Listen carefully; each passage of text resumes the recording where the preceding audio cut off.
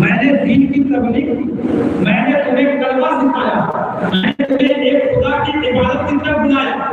میں نے تمہیں کلمہ حق بتایا، میں نے تمہیں بت پرستی سے ہٹا کر کے خدا وحدہ لا شریک کی عبادت کی طرف بلایا،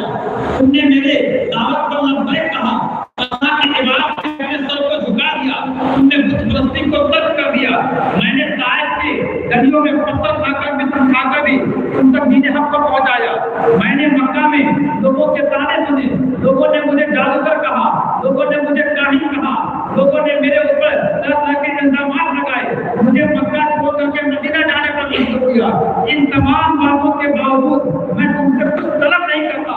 میں تم سے کچھ بھی مانگتا نہیں ہوں، میں مانگتا ہوں تو کیا صرف ایک چیز، کیا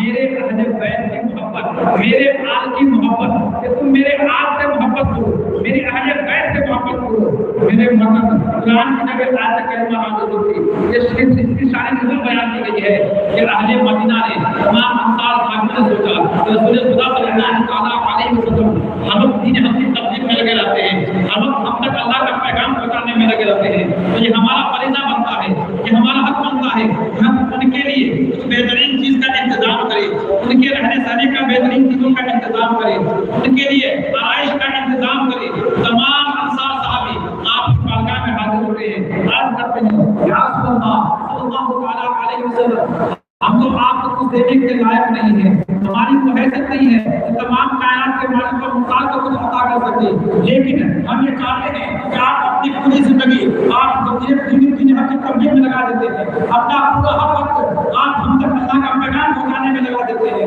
ہم چاہتے ہیں کہ ہم آپ کے لیے کچھ انتظامات کر دیں جس سے آپ کی زندگی کا گزر آسان ہو جائے۔ تو میرے محترم نبی نے کہا کہ نہیں میں کچھ طلب نہیں کرتا، اسی وقت یہ آیت کریمہ نازل ہوئی، اللہ اسألکم علیہ اجرا الا المودۃ فی القربى، کہ آپ لوگوں سے فرما دیجیے میں تبلیغ دین پر ان سے کچھ بھی طلب نہیں کرتا، مگر اپنے آل کی محبت طلب کرتا ہوں، مگر اپنے اہل بیت کی محبت طلب کرتا ہوں۔ میرے مطلب آج کا یہ ایسا دور ہے، ایسا ماحول خراب ہو گیا ہے کہ کچھ لوگ ایسے بھی ہیں جو خود کو اہل بیت کا محب کہتے ہیں، تو خود کو کہتے ہیں کہ ہم اہل بیت سے محبت کرتے ہیں، ہم اہل رسول سے محبت کرتے ہیں، لیکن وہ صحابہ کو برا بھلا کہتے ہیں، وہ ازواج کو برا بھلا کہتے ہیں، تو کچھ لوگ ایسے بھی ہیں جو صحابہ کی پیروی کرتے ہیں، صحابہ کی تعریف کرتے ہیں، تو اہل بیت اطہار کے خلاف اپنی زبان دراز کرتے ہیں، لیکن اللہ کا شکر احسان ہے کہ ہم اہل سنت و جماعت کو اللہ تبارک و تعالیٰ نے یہ امتیازی خصوصیت دی ہے کہ ہم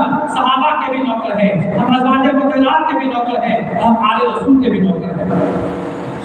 میرا مطلب آل رسول کی محبت یہ ایسی محبت ہے جس کو اگر ہم نے اپنے دل میں بسا لیا تو میرے مطلب یاد رکھیے ہماری دنیا میں سمجھ جائے گی، ہماری آخرت میں سمجھ جائے گی۔ میرے مطلب اللہ کے نبی صلی اللہ علیہ وسلم نے فرمایا کہ میری اہل بیت، میرے جو اہل بیت ہے وہ کشتی نوح کی طرح ہے، کشتی نوح کی طرح ہے، تو میرے اہل بیت کے دامن کو تھام لو، تو جس طرح سے لوگ کشتی نوح پر سوار ہو گئے وہ کامیاب ہو گئے، وہ ان کا زندگی سلامت آ گئی، اسی طرح سے انہوں نے میرے اہل بیت کے دامن کو پکڑ لیا، ان کی دنیا میں سمجھ جائے گی، آخرت میں سمجھ جائے گی۔ کہتے ہیں نوح علیہ السلام کا واقعہ ہم سب نے پڑھا ہوگا، قرآن پاک میں یہ واقعہ پڑھتے ہیں۔ کہتے ہیں نوح علیہ السلام نے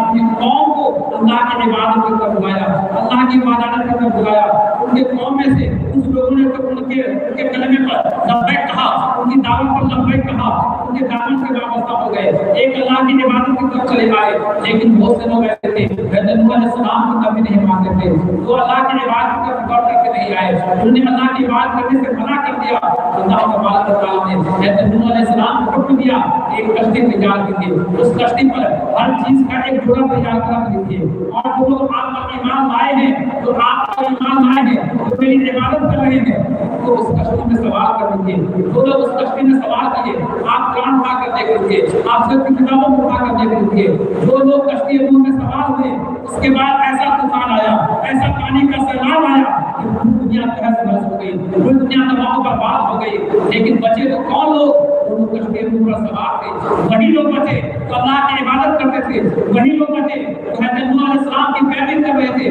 وہی لوگ بچے۔ نبی نے فرمایا کہ میری اہل بیت کشتی نوح کی طرح ہے، جو لوگ اس پر سوار ہو گئے وہ کامیاب ہو جائیں گے، جو اس پر سوار نہیں ہوئے، انہوں نے اہل بیت کے دامن کو نہیں پکڑا، تو دنیا میں